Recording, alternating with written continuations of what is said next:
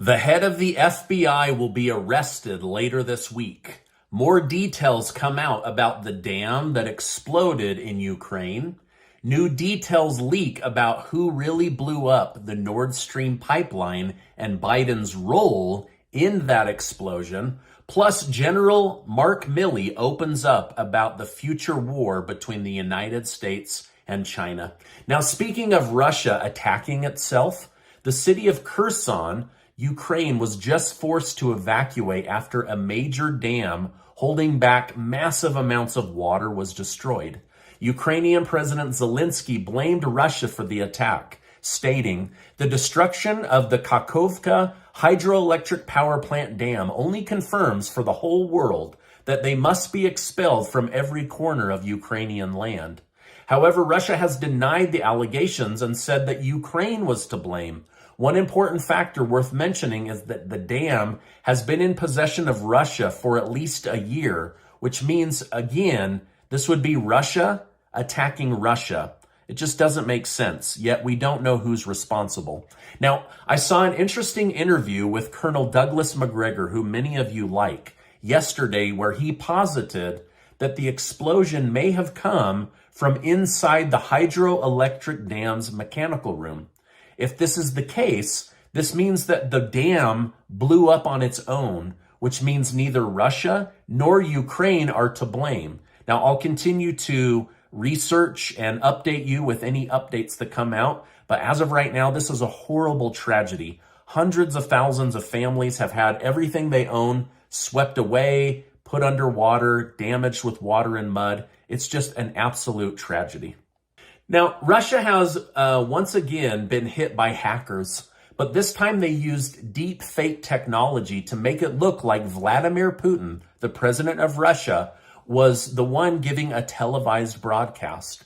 In the broadcast, a very hyper-realistic Vladimir Putin generated by AI can be seen telling Russia that martial law has been enacted because of the Ukrainian invasion. After 37 minutes, Russia fended off the hacker and released a statement claiming that the video of Putin was totally fake. U.S. General Mark Milley has provided an update on the relationship between China and the United States. Milley stated both countries have significant amounts of nuclear weapons. They've got large, capable militaries, so a conflict between great powers, arguably, for sure, we're in competition, and arguably, we're in confrontation, but we're not yet in conflict. Milley went on to state that he doesn't see war with China as inevitable, but warned that both countries must stay in contact to prevent it. Unfortunately for us, China has been as responsive due to the way that we've been discussing Taiwan, so this could be a major issue. Basically, there's no communication happening between the United States and China because China is so mad about the United States' continued defense of the people of Taiwan. Former Vice President Mike Pence has officially announced he's running for president. Pence championed his previous record with Trump, but claimed that January 6th is where the two divide. Furthermore, he stated Trump was reckless and should be disqualified from running for president because he asked him to go against the election and overturn the election. The FBI has finally allowed lawmakers to view the document which alleges President Joe Biden, while vice president, was a part of a $5 million bribery scheme to enrich the Biden family. Chairman James Comer was not happy to learn that the committee wasn't allowed to keep the FBI document after reviewing it in a secure room. Comer stated that the panel will vote to hold FBI Director Christopher Wray in contempt of Congress tomorrow on Thursday for not fully meeting the demand of the government subpoena. Comer stated, given the severity and complexity of the allegations contained within this record, Congress must investigate further. Now, Republicans are convinced that this is a matter worth pursuing, but Democrats say that this is all hogwash and that the American people need to move on from saying such things against a sitting president. Here's what Jamie Raskin had to say.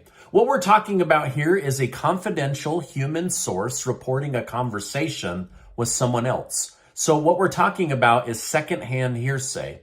While this is a valid point, in my opinion, Representative Comer argues that this is just one piece of the puzzle that nails Biden to the wall. For instance, Comer recently stated, "The claims made in the document are consistent with what we found and discussed with you all in Romania.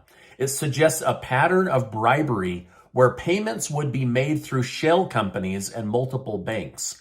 There's a term for that. It's called money laundering." Now, we know for a fact, this is absolutely undisputable, that Hunter Biden had over 150 SARS suspicious activity reports, by over 5 different banks, and that Janet Yellen and the Treasury Department tried to block and cover up these SARS reports. So this is the kind of stuff that is making Republicans suspicious of the Biden family.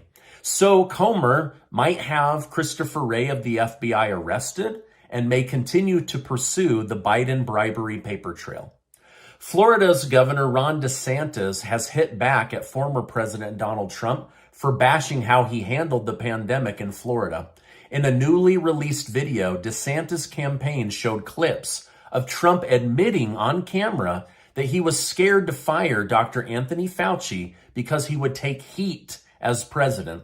DeSantis touted how he handled the pandemic better than Trump because he had the guts to stand up for freedom versus Fauciism. A new report from the Washington Post claims that Ukraine carried out the attack on the Nord Stream 2 pipeline in 2022. The Post references alleged intelligence obtained by Europe, which was reportedly spread to President Biden 3 months before the pipeline attack. But how was the attack carried out? According to the Post, there was a 6-man team of divers that left a port in Germany on a yacht where they then dove down and planted the explosives. As time goes on, more people seem to be questioning the theory that Russia blew up their own pipeline. It just absolutely doesn't make sense that they would blow up their own $9 billion multi-year pipeline.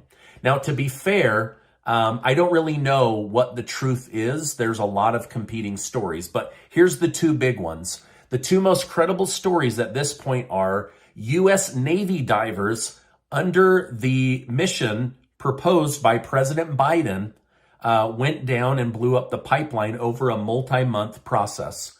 The other story is Ukrainian divers planted the bomb, but Biden knew about it months in advance. Either way, Biden was a part of allowing a direct attack on our partners in Germany. Now, what I find interesting is that Joe Biden wants to be remembered as the green energy president that changed the world.